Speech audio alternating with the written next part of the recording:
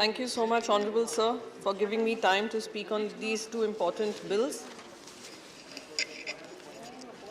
Sir, आज 8 दिन में 7वीं बार पेट्रोल और डीजल के प्राइसेस बढ़े हैं और अगर आपकी अनुमति होगी सर, तो मैं श्रीमती सुषमा स्वराज जी, जो विपक्ष की नेता होती थीं, उनके पार्लियामेंट्री रिकॉर्ड में बाकायदा ये उनकी स्पीच रिकॉर्डेड है, 3 अगस्त 2010 की है और उस समय पे डिस्कशन भी होते थे inflationary pressure on economy and it's adverse impact on the common man, जो आजकल विपक्ष को वंचित रखा जा रहा है। तो उन्हीं की भाषा, उन्हीं की स्पीच में रिपीट करना चाहूँगी। मैं आपके माध्यम से वित्त मंत्री जी से कहना चाहूँगी कि आम आदमी आज जिस परिस्थिति से गुजर रहा है, वर्तमान परिस्थिति को वह जिस शब्द से जानता है और पुकारता है, वो एकमात्र शब्द है, वो है महंगाई। वो अपने दर्द को जिस वाक्य में अभिव्यक्त करता है, वह वाक्य है, मार दिया इस महंगाई ने।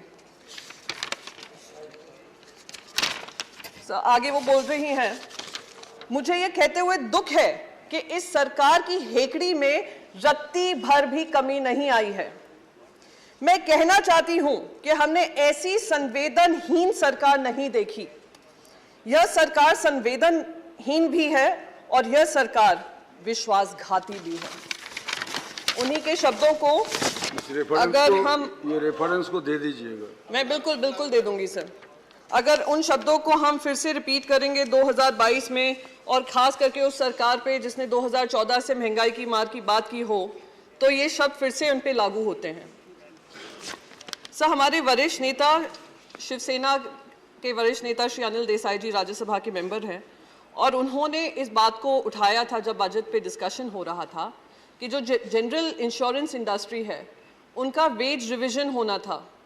बाकी सारी इंडस्ट्रीज़ का हो गया, पीएसयू बैंक्स का हो गया, पब्लिक इंश्योरेंस कंपनीज का हो गया, और इनके वेतन की जब बात आई है, 2012 से जो वेतन है वो अभी तक लगातार वही चल रहे हैं। और इन लोगों ने उस समय पे काम किया है जब कोविड का काल था, फर्स्ट वेव हो, सेकेंड वेव हो, जैसे बैंक एम्प्लॉयज थे वैसे वो भी लगातार काम कर रहे थे और वो उनकी बस एक ही मांग है कि जो वेज रिविजन है उसको कंक्लूड कर उनको जो सही वेज है वो उनको मिलना चाहिए। मैं आपके माध्यम से सरकार से रिक्वेस्ट करूंगी कि इस पे ध्यान देना बहुत ज़रूरी है और इस वेज रिविजन का जो चर्चा है उसको कंक्लूड करना भी बहुत ज़रूरी है। और उनके ऊपर जो भार लगा हुआ है, महंगाई की मार है, सब जनता पे है, उन गवर्नमेंट एम्प्लॉयज को ध्यान देना चाहिए sir. Sir, high cost of living की बात हो रही है, इन्फ्लेशनरी प्रेशर है, तो जब जॉबलेसनेस बढ़ती जा रही है तो ये मानना लाजमी होगा कि लोग, जो हमारे देशवासी हैं, जो युवा हैं, वो दूसरे देशों में जाकर रोजगार के माध्यम ढूंढ रहे हैं और रोजगार के माध्यम ढूंढने के साथ साथ जो हमारा टैलेंट ड्रेन हो रहा है, ड्रेन की हम बात करते हैं, वो लगातार जारी है। मैं आपको एक आंकड़ा देना चाहती हूं, 2018 की एक बैंक रिपोर्ट थी जिसमें कहा था हमारे जो युवा जा रहे हैं, जा ही रहे हैं, पर जो हमारी जो बात की जाती है कि गरीब विरोधी सरकार है, वो अब शायद जो मिलियनेयर्स हैं, जिनके पास सारे व्यवस्थाएं हैं, उसमें से 23,000 Indian millionaires have left the country since 2014। उन्होंने भी इस देश को नो कॉन्फिडेंस दिया है सरकार की वजह से। एक ग्लोबल वेल्थ माइग्रेशन की रिव्यू रिपोर्ट आई है जो कहती है 5,000 millionaires, 2% of the total number of high net worth individuals in India have left the country in 2020 alone. ये हमारी देश की अर्थव्यवस्था की पॉलिसीज के अनुसार आज ये हाल बनाया हुआ है। 6 लाख इंडियंस हैं जिन्होंने अपनी सिटीजनशिप भी गिव अप कर दी है। और जब हम टैलेंट की बात करते हैं, टैलेंट माइग्रेशन हो रहा है, साथ ही साथ अभी एफडीआई की बात सुन रही थी, माननीय ऑनरेबल मेंबर बता रहे थे कि बहुत सारा रिकॉर्ड ब्रेकिंग एफडीआई आ रहा है जब से इनकी सरकार बनी है। मैं आपको एक आंकड़ा बताना चाहूँगी सर, 2010 में 2020 में 2021 में कहा गया था $81.7 बिलियन एफडीआई देश में आया था, जो कि पिछले साल से 10% ज़्यादा था। पर अगर आरबीआई की उसी साल की रिपोर्ट देखते हैं तो उसमें एफडीआई जो आया था उसका सबसे ज़्यादा कंपोनेंट फॉरेन इंस्टीट्यूशनल इन्वेस्टर्स का आया था। जिसका जंप था 6,801%, 6,801%। और एफडीआई का इन्वेस्टमेंट जो आया था वो कितना था, barely 0.8%। तो ये जो हवाला देते हैं 10% का, वो भी ज्यादा से ज्यादा फॉरेन इंस्टीट्यूशनल इन्वेस्टर्स हैं जो आते हैं, स्टॉक मार्केट में इन्वेस्ट करते हैं और जैसा ही प्रॉफिट बनता है ये पैसा निकाल कर ले जाते हैं। 2 दिन पहले sir, all India radio verified Twitter handle है, उसमें बाकायदा ये रिपोर्ट आई थी, ट्वीट किया गया था, बेचारे को ट्वीट डिलीट, बेचारा बेचारी जो भी हो गया उस ट्वीट के पीछे, उनसे डिलीट करवाया। मैं तो उम्मीद करती हूँ उस बेचारी बेरोजगार ना हो गए हों। Foreign investors have pulled out over rupees 1.1 lakh crore from the Indian capital markets in the first 3 months of this year. तो जो सरकार एफडीआई का हवाला दे रही है, ये सरकार क्या ये भी अपनी उपलब्धियां गिनाएगी देश की जनता के सामने? नहीं गिनाएगी। टैक्स रिफॉर्म्स के बारे में बात किया, कहा हमने 1 रुपया भी नहीं बढ़ाया है, जैसे कि हम पे कोई एहसान किया हो। इस समय पर जब देश पे इतनी महंगाई की मार है और देश के युवा बेरोजगार हैं, आप कहें हमने टैक्स नहीं बढ़ाया है और आप इसका एहसान मानिए, ये बहुत ही दुर्भाग्यपूर्ण है सर। कुछ दिनों से, कल भी मैंने सुना, 2 सीनियर लीडर्स हैं, ऑनरेबल एमपीज भी हैं, उन्होंने क्रिप्टो करेंसी की बात की।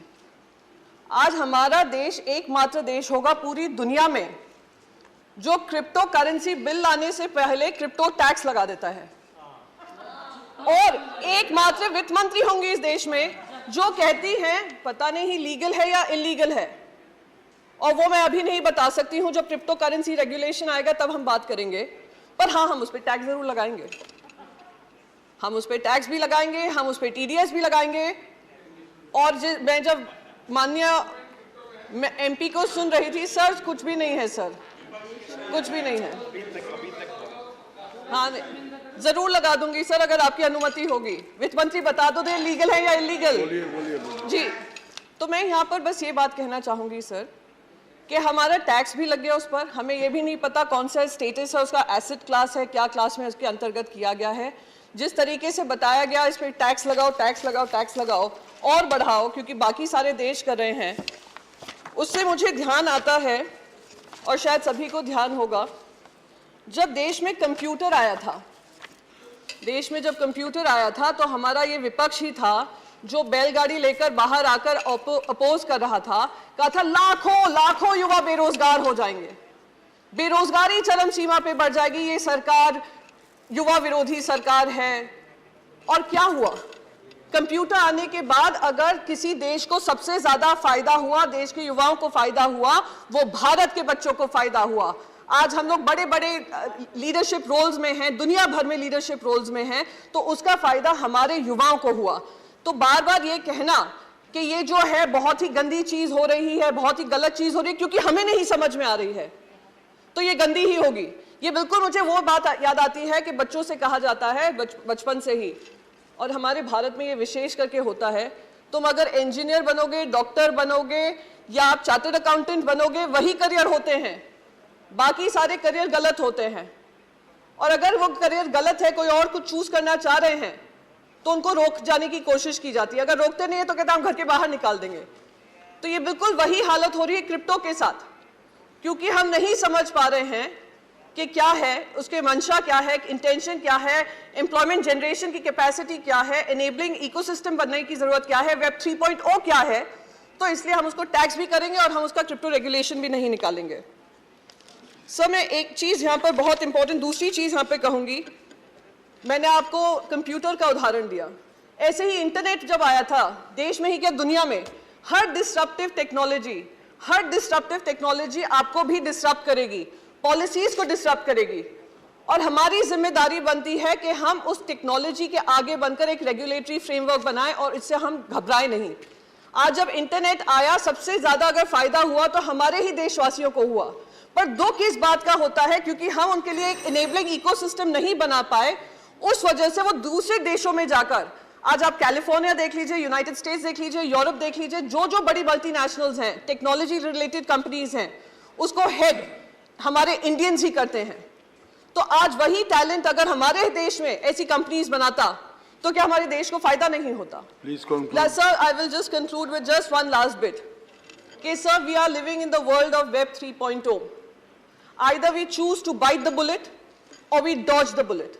If we bite the bullet, we will be able to create an enabling ecosystem for our youth and empowering them and empowering the economy.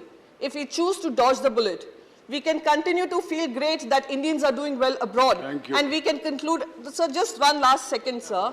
We can continue to take pride in that reflected glory, but at the cost of empowering our own nation. So I would request the Finance Minister to think about it, and thank you so much, sir. With these words, I conclude my speech. Thank you. Jai Hind. Shri Ram Kumar Verma ji.